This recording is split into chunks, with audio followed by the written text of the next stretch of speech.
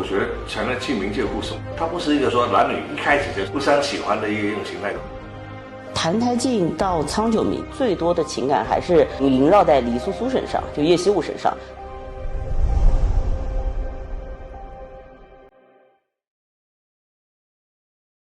在澹台烬质子时期，叶惜雾在他心目当中就是一个无恶不作、仗势欺人，也是这样子的一个存在。因为他去人间篇之前，澹台烬是灭了他一整个师门嘛，对他来说他就是一个仇人一样的存在。但是呢，他又知道他有多可怕，所以他刚去人间篇的时候，对他是又怕又恨的。自从某一天开始，他发现有一些微妙的变化，心里边还是有一丝丝的温暖。我觉得黎苏苏对澹台烬的改观是从一些梦境中看到了澹台烬的过去。他在小时候其实很痛苦，然后他也很惨。他们两人之间就会有一些非常微妙的一些气场的交流，他会觉得这个女人开始变得有一些琢磨不透。在相处了一段日子，其实澹台烬这个人应该很早就已经在叶惜雾的心里埋下了种子了，只是他自己都没有发觉，就是又爱他又恨他，又想让他死又舍不得他死。在他自己都没有发觉的时候，他其实已经爱上他了。那个《不夜浮生》里面出现那个香九，我觉得他是一个神来之笔，把这个戏的点题，这段戏是把所有人的周遭命运讲得很清楚。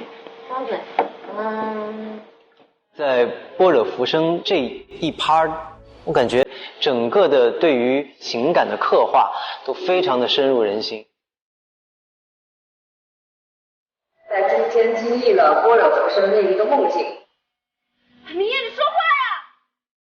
明夜，在梦境中相爱相杀，我们经历了一世。等那个梦境出来了以后，其实那个时候叶惜雾对澹台烬的感情就发生了改变。这就是两个主人公在般若浮生这个副本之后，在情感上他们有了一个巨大的觉悟和启发。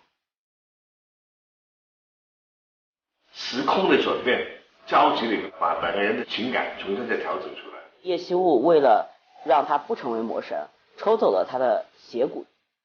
他与黎苏苏再在仙门中重逢之后，他就变成了苍九明。命运又把他们推向了一个不可选择的悲壮的命运。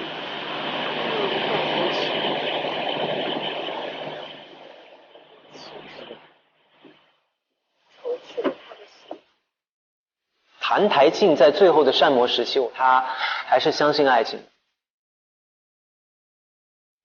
他跟澹台烬之间的关系很像是一种羁绊，就是我不能爱上这个人，但是我又注定会爱上这个人，但是他们俩又注定不会有好结局。他们走到最终的时候，既没有渐行渐远，也没有对彼此恨之入骨，反而恰恰是最爱彼此的时候。对于澹台烬来说，爱情就是他生命当中的那束光。是因为那人是你，不是其他人。他的一切都是以澹台烬开始的，包括是以澹台烬结束。